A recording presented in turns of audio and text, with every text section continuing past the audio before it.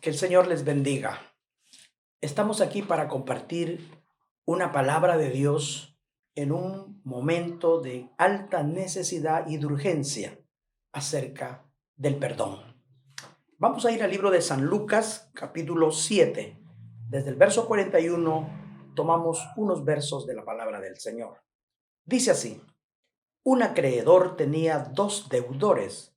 El uno le debía 500 denarios y el otro 50. Y no teniendo ellos con qué pagar, perdonó a ambos la deuda. Di pues, preguntó el Señor a los que estaban en la casa de Simón el fariseo, ¿cuál de ellos le amará más? Respondiendo Simón, dijo, pienso que aquel a quien perdonó más. Y él le dijo, rectamente has juzgado. A decir verdad, en este mundo en que vivimos hay muchos deudores y la deuda es inmensa. Hay una deuda impagable. A decir verdad, esa deuda se ha ido desarrollando y creciendo al punto que no se puede cancelar.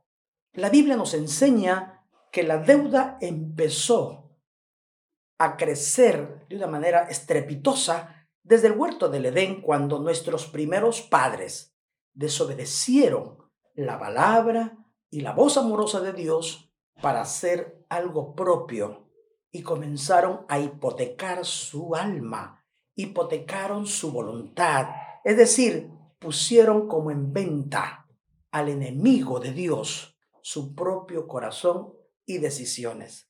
Desde entonces, la sociedad humana ha seguido un camino que mes tras mes, año tras año, se ha ido engrosando esa deuda.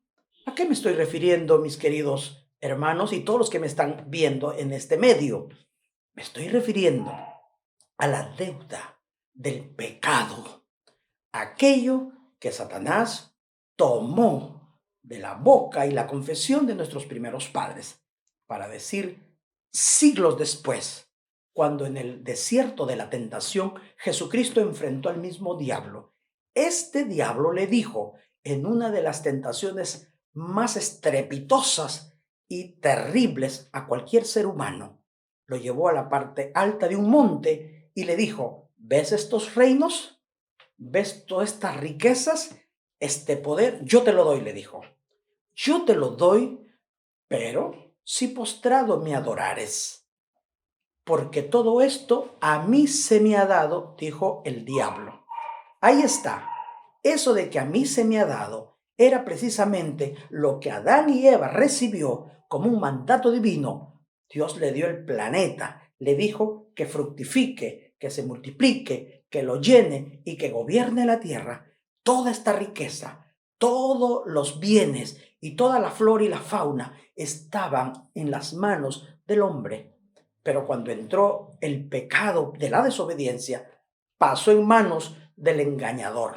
Él se apropió del poder, la facultad que tenían los hombres para gobernar la tierra. Desde entonces le pertenece.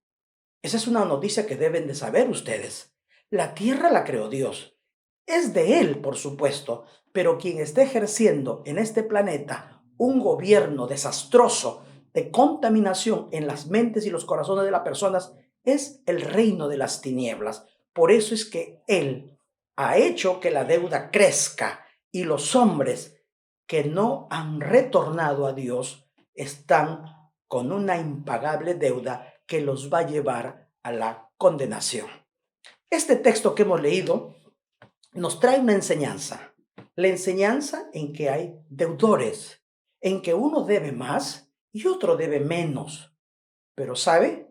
Ante esta deuda impagable para estos dos personajes, dice la narrativa que el Señor, el acreedor, les perdonó a ambos. Y ahí está el punto con este mensaje. Les perdonó a ambos. Permítanme llevarlos al libro de Génesis, donde encontramos una historia sumamente exquisita a propósito de la vida de José y sus hermanos. Se habla en el capítulo 37 de Génesis que había una familia de Jacob que tenía 12 hijos. El penúltimo se llamaba José. La narrativa cuenta que los hermanos de José no lo veían bien a su hermanito menor.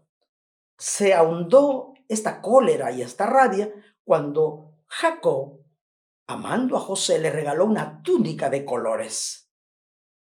Dice la escritura que le aborrecieron en el versículo 5. Y cuando José empezó a tener sueños y a contarles a sus familiares, dice el verso siguiente, que llegaron a aborrecerle más todavía.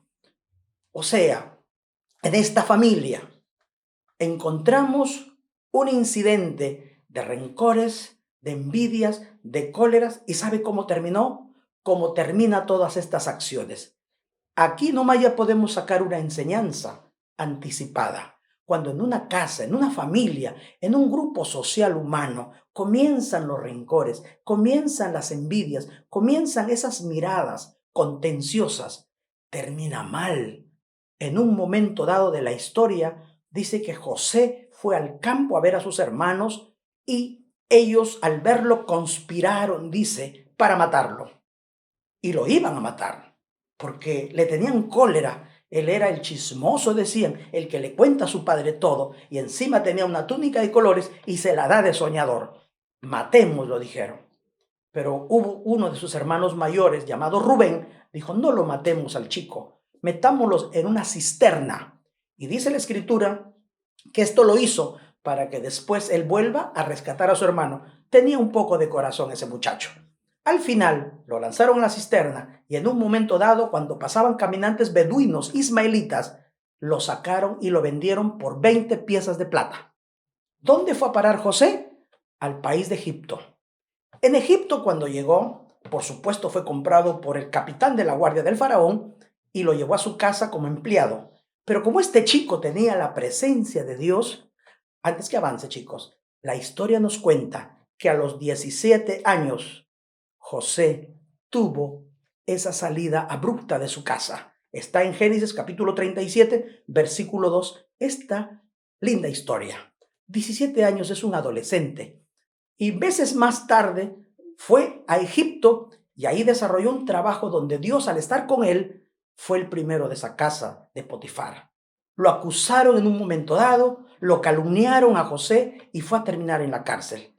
En la cárcel se cree que tiene que haber estado un lapso de 13 años aproximadamente. Y después de pasar una serie de peripecias, este muchacho José, dice la Biblia, que fue llamado al palacio del faraón a los 30 años. Está en Génesis capítulo 41, versículo 14. Ahí dice 30 años. De 30 años José fue llevado al palacio del faraón.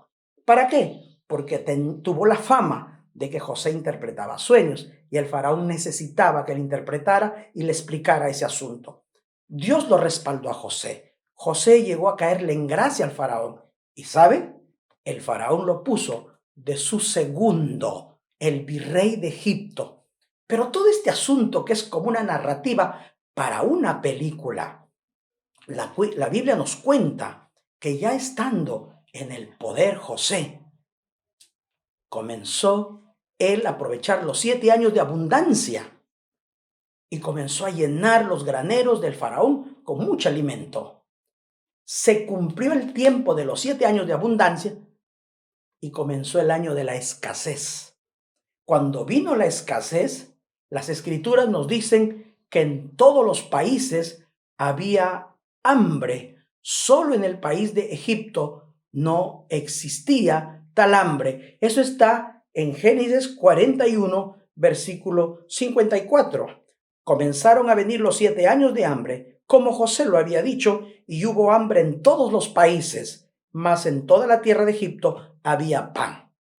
Esta parte de la historia es necesaria recalcarla porque el hambre llegó también a la casa de Jacob, donde estaban sus hermanos, distantes, pero estaban con hambre.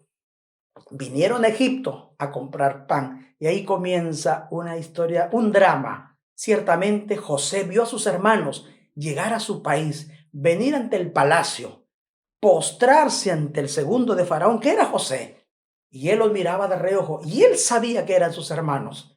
No les dijo nada, por supuesto, y ellos, con la necesidad y el hambre en su casa, quisieron comprar alimentos. Compraron y llenaron sus sacos de alimentos, y al regresar ordenó José que echaran el dinero en los sacos de estos caballeros. Y comenzó ahí una tira y afloje, y cuando vinieron a ver de qué se trataba, era una prueba que José había puesto. Él retuvo a uno de sus hermanos por causa de esa situación. Ellos se preocuparon y se asustaron. ¿Qué está pasando? Y José le dijo, si ustedes me traen a su hermano menor, que dicen que vive, yo les devuelvo ahora a este otro hermano que lo dejo preso aquí por su mala acción de llevarse el dinero en sus sacos. Con molestia, con tristeza, con miedo, regresaron a la tierra y le contaron a su viejo padre, Jacob, de este acontecimiento. Jacob le dijo, no me hagan sufrir, ya perdí un hijo, no quiero perder el último, que era Benjamín. Pero le tuvieron que decir, padre, si no regresamos ante ese señor con nuestro hermano Benjamín, no lo rescatamos al que había quedado y tampoco tendríamos comida. Dame permiso, le decía uno de ellos, yo soy responsable. Eso le dijo Judá. Y Jacob, con mucho dolor y sabiendo que la hambruna iba a matar a todos, vayan, vuelvan, pero tengan cuidado, por favor. Dice la Biblia que ellos llegaron otra vez a Egipto para poder buscar alimentos.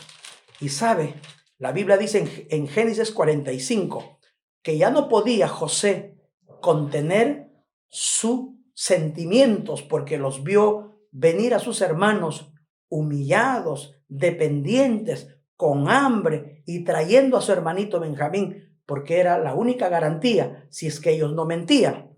Entonces, en Génesis 45 dice que al ver a sus hermanos, ordenó que todo el mundo se vaya a un lado, porque no podía José contenerse delante de todos los que estaban al lado suyo.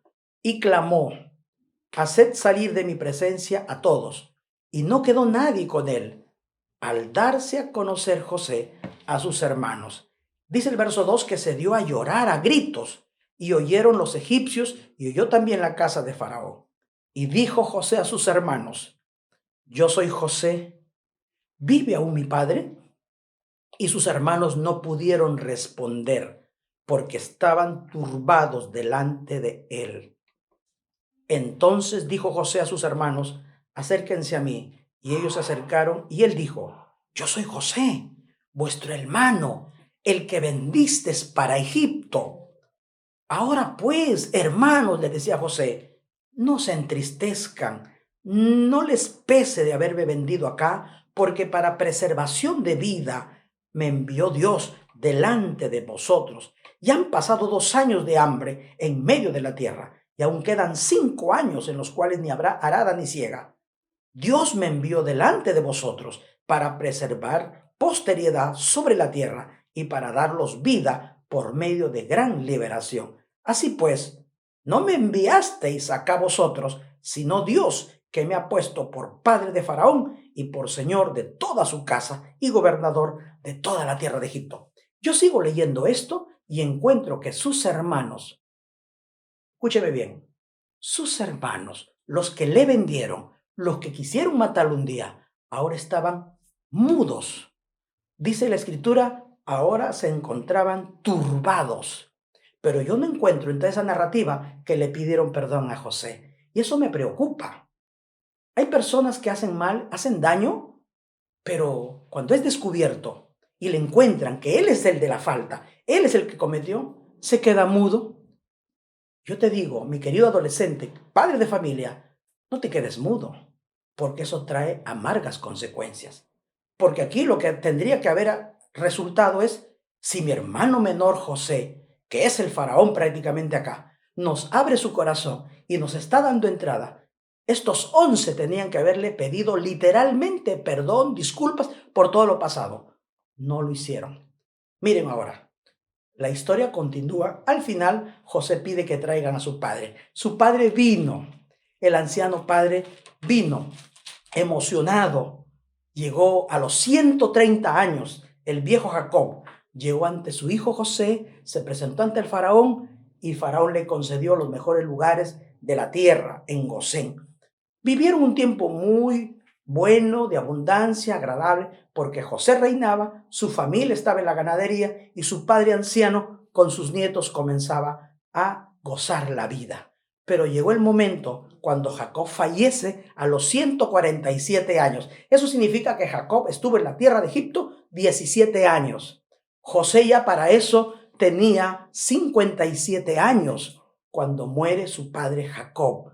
José era un gran hombre y cuando llegó la muerte de su padre, lo lloraron, lo enterraron. Y aquí viene una parte medular de esta enseñanza. En Génesis capítulo 50, del versículo 15 en adelante, resulta aquello que más atrás no le pidieron perdón a su hermano. Y eso repercutió. Dice aquí el verso 15, viendo los hermanos de José que su padre era muerto, dijeron, quizá nos aborrecerá José. Han pasado 17 años y estos muchachos, estos hombres, seguían con miedo. Y nos va a dar el pago de todo el mal que le hicimos. La conciencia le está remordiendo. Yo te digo, esta lección es para enseñarte lo que es el verdadero perdón. Porque cuando no hay verdadero perdón, hay remordimiento. Y eso es un tormento. Es como una candela, como un carbón encendido en tu pecho y bien adentro de tu pecho. Estos hermanos mayores, al ver a su padre muerto, pensaron lo peor. Ahora sí José se va a vengar. Y vinieron a decirle a José en grupo, tu padre mandó antes de su muerte, diciendo, así le dirás a José, te ruego que perdones ahora la maldad de tus hermanos y su pecado, porque mal te trataron. Por tanto, ahora te rogamos que perdones la maldad de los siervos del Dios de tu padre. Y José lloró mientras hablaba. Mira, al principio no pidieron perdón, se asustaron, se quedaron mudos, se turbaron. Muere el padre, ahora tienen miedo, ¿qué va a pasar? Y ahora sí vienen a pedirle perdón, pero indirecta. Papá antes que muera nos dijo que dijéramos esto. José, ¿qué cosa le responde? José solamente lloraba. Me gusta este chico, me gusta este hombre, me gusta este personaje. ¿Será porque yo también soy una persona que lloro? Llorar es de grandes, llorar es de gente sublime, llorar es de personas de nobles sentimientos. Digo, cuando se llora de parte de Dios, cuando se llora y se gime por el amor, la justicia, la verdad, la paz, el perdón, el amor, cuando se llora por el lado de Dios, es como una súplica que espera de Dios su respaldo y su consolación. José era un grande, era un gran tipo, era un gran gobernante, pero era muy sensible. Cuando sus hermanos ahora sí le estaban pidiendo perdón, José solo lloraba.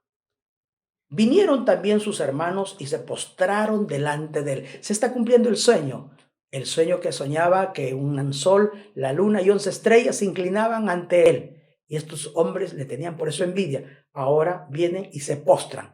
Dígame si no es un cumplimiento. Se cumplió. Henos aquí por siervos tuyos. Están muy humillados estos muchachos. Indudablemente, ahí recién están bien. Tienen que pasar 17 años para cambiar de actitud. Hay gente que por eso está enferma del corazón, tiene problemas, no visitan su familia, no se acercan, no comparten, no interactúan, porque saben que no ha habido perdón. Saben que tienen algo ahí pendiente. Y eso, ya decía, es como una brasa encendida. Verso 19, y le respondió José, José, no temáis. ¿Acaso estoy yo en lugar de Dios? Qué grande este muchacho. Vosotros pensasteis mal contra mí, mas Dios lo encaminó a bien para hacer lo que vemos hoy, para mantener en vida a mucho pueblo. Ahora pues, no tengáis miedo, yo os sustentaré a vosotros y a vuestros hijos. Así los consoló y les habló al corazón. Estoy con esta narrativa queriéndoles desarrollar un concepto bíblico de lo que es el perdón. Te hacen un daño, te hacen un perjuicio, te deben. Tienen una carga que devolver. Te deben el honor, te deben el respeto, te deben toda esa humillación que te hicieron. Hay gente que debe, nos han debido y nos debe y van a seguirnos debiendo. Y eso, en la medida que no hay perdón, eso crece. Es como la deuda de un banco. Si tú no pagas a tiempo, los intereses crecen, te van a confiscar tus bienes, te hipotecan todo y pierdes soga y cabra. Hay mucha gente que anda por ahí y en muchas casas con deudas gravísimas. Y lo más triste es la deuda familiar, la deuda de falta de perdón, porque se quitaron, porque se robaron, porque se dañaron, porque se afligieron, inclusive hasta porque se asesinaron. Caín mató a su hermano. Yo pienso que si no lo hubiese matado, solo herido, lo hubiese dejado sangrado, te aseguro que Abel se levantaba y más tarde lo iba a perdonar a su hermano Caín, porque ese muchacho tenía comunión con Dios. Hay que tener comunión con Dios. Hay que conocer al verdadero Dios de amor y de perdón para perdonar aún al peor enemigo que nos quiera dañar. José perdonó a sus hermanos sin decirle, te perdono, te perdono. Anda nomás, te perdono. Yo aprendo de esta historia que la forma de perdonar es actitudinalmente, es de una manera actual, actuando, accionando, consolando, animando, sustentando. Eso es algo divino. Por eso cuando leímos en San Lucas, 2 deudores le debían a un acreedor, pero a los 2 le perdonó la deuda. Dime, Señor, le dijo, dime, ¿quién de ellos que les perdonó le va a amar más? ¿Usted qué dice? Si usted debe 500 y alguien debe 50 y le perdonan a los 2 la deuda, obviamente el que debía un paquetón, esa persona debe estar feliz. El otro también, pero quien le va a amar más es a quien se le perdonó más. ¿Qué cosa es el perdón? El perdón es tomar tu carga, tomar tu deuda y extraerla para que no te agobie, no te consuma, no te entristezca, no te mate. Y sabe, el hombre que ha hecho una deuda inmensa con su creador, porque a Dios el hombre le debe respeto, adoración, le debe servicio, le debe alabanza, exaltación, ha dañado la naturaleza, ha dañado los animales, daña el agua, daña el aire, daña la familia humana. El hombre que se ha llenado de pecado y de maldad está destrozando, está dañando. Tiene que buscar el perdón de Dios. Por eso que la Biblia enseña que de tal manera Dios amó este mundo que envió a su Hijo para que Él muera en la cruz del Calvario y a través de esa redención el hombre sea perdonada la deuda, el pecado sea quitado, porque el Señor es el único que puede perdonar todo pecado y toda maldad. En Colosenses capítulo 1, versículos 2 y 14, habla que perdón es remisión de la deuda. Eso me gusta. Es bueno que sepas que hay una diferencia entre redención y remisión. Redención es rescate, compra de la deuda. La sangre de Cristo ha cancelado la deuda de nuestro pecado y nos hace libres de la deuda pecaminosa. Pero remisión tiene que ver como remitir una carta a otro sitio, llevarlo o enviarlo lejos. En el libro de Miqueas, capítulo 7, verso 18, ahí dice el profeta: ¿qué Dios como tú que perdona la maldad y olvida el pecado del remanente de su heredad? No retuvo para siempre su enojo, porque se deleita en misericordia. Él volverá a tener misericordia de nosotros, sepultará nuestras iniquidades y echará en lo profundo del mar todos nuestros pecados. Cumplirás la verdad a Jacob y a Abraham la misericordia que juraste. El Dios nuestro que tiene misericordia sepulta nuestros pecados. El Dios nuestro echará en lo profundo del mar todos nuestros pecados. Es decir, los va a foratear, los va a lanzar, los va a remitir, no los va a retener. Por eso que Dios perdona y olvida. Hay personas por ahí enamoradas que dicen, te perdono, pero no te olvido. No vaya usted a hablar así. Oiga, el campeón, usted no hable así. Yo te voy a perdonar, pero no te voy a olvidar. Se perdona y se olvida, porque ese es el esquema del verdadero perdón. Dios perdona y olvida. Pero no es que olvida porque se le fue la memoria. Está archivado todo, está todo anotado, pero Dios no se acuerda para volverte a castigar. Si vuelves a pecar, tu segundo y los demás pecados te van a traer condenación. Y eso tiene que servir ahora para que nosotros podamos aprender a perdonar. Primera de Juan 2:12 dice, les escribo a vosotros, hijitos, porque vuestros pecados os han sido perdonados por su nombre. Quiero terminar con San Mateo, capítulo 6, donde nuestro Señor Jesucristo enseñó el modelo de oración, y que quedémonos con el verso 12, cuando el Señor dijo, el pan nuestro de cada día, dánoslo hoy, y perdónanos nuestras deudas, como también nosotros perdonamos a nuestros deudores. Esto es muy serio. Por eso cuando una persona reza u ora esta oración, se está comprometiendo mucho. Yo estoy aquí como un ministro de la palabra para alertarte. Tú no puedes tomar el nombre de Dios en vano, y menos orar aquello que dice, Dios, perdónanos nuestras deudas como también nosotros vamos a perdonar a nuestros deudores. Si me escuchara alguna persona ofendida, si me escuchara alguien que se siente vilipendiado, maltratado, herido, golpeado, abusado, no sé si violado, lanzado. Mire, ya decía que en este mundo hay mucha deuda. Y lo más triste no es que haya deuda y se acumule deudas por malas acciones. Lo más triste es que no se quiera perdonar. Lo más triste es que no se perdone.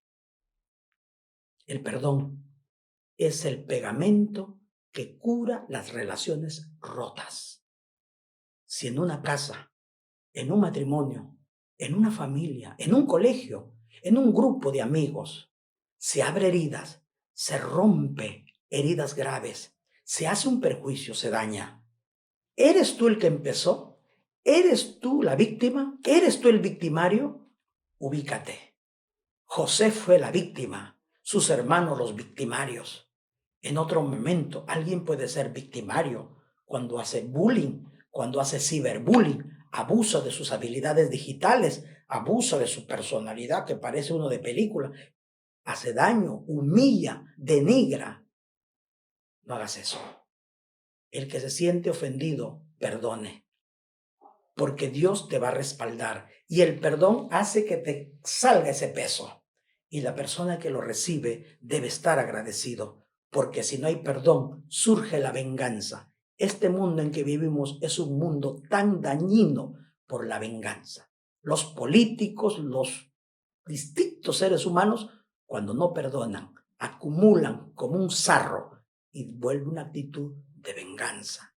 Esta enseñanza del perdón es para que aprendamos que así como Dios perdona nuestros pecados, comprometámonos también como una oración de esta clase, de que si tú, Dios, nos perdonas, nosotros vamos a perdonar a los que nos deben, a los que nos ofendieron. Perdona, sea quien sea, no te lleves ese peso, remítelo a Dios, remite tu causa a Dios. La Escritura dice, Hijo mío, no os venguéis vosotros mismos, sino dejadme a mí, yo os haré la venganza. Mía es la venganza, dice Jehová. Tú no te vengues. Perdona a tus padres si crees que te hirieron. Perdona a tu madre si crees que hizo algo malo. Perdónalos, tú no estás como Dios. ¿Qué dijo José? Yo no estoy como Dios para juzgar, pero él solo lloraba. Querido padre, si tú me estás escuchando y crees que tienes deuda con tus hijos, tienes deuda con tu mujer o tienes deuda con tu marido, mi querida señora, ponte a orar. Sienta en tu corazón la necesidad de estar en paz. ponte en paz con tu ser querido, con tu compañero de trabajo. Si usted entiende que tiene acumulado una deuda por la injusticia, por la violencia, el daño, acérquese a Dios. Él es amplio en perdonar y le dará capacidad y poder para que perdone, como Jesús en la cruz, que dijo: Padre, perdónalos porque no saben lo que hacen. Este servidor ha perdonado a mucha gente. Muchos hijos de Dios podemos perdonar a muchas personas que nos hacen daño, pero eso, cuando tenemos el corazón de Dios, lo remitimos y no nos dejamos intoxicar para luego ser vengativos. Muchachos, niñas, señoritas, caballeros, damas, reciban el perdón de Jesucristo y perdonen también ustedes a cualquiera que les haya ofendido. Oremos. Eternos Dios y Señor nuestro, gracias por esta bendición de compartir la palabra con nuestros hermanos, donde están pastoreando tus siervos, Edilio Rodríguez, su esposa Rosa. Te pido, Señor, la bendición, la ayuda para todos ellos y todas esas familias y estas vidas que están ahí congregando y los que sintonizan este culto a través de las redes. Que venga de tu presencia un espíritu pacificador, un espíritu de concordia, de amor y sobre todo de perdón, para que se curen las relaciones rotas y venga, Señor, un amor fuerte para unir familias, para unir los hermanos y para salir adelante con estos principios, que estos valores se instalen en nuestros niños, en nuestros adolescentes de una manera especial, porque son la generación que le darán pelea a este mundo vengativo, a este mundo dañino, Señor. Surja esa generación de paz y de perdón para toda persona. Sana a los enfermos, sana a los que están adoloridos por esta peste pandémica, renueva sus fuerzas, cura a los que están averiados por este mal y sácalos adelante, los que están padeciendo crisis económica en base a este impacto de la pandemia. Te ruego, Señor, que tu mano poderosa sostenga a todos ellos, confiando en Cristo Jesús, nuestro Señor y Salvador. Amén y amén. Muchas bendiciones y que Dios los bendiga, mis amados hermanos.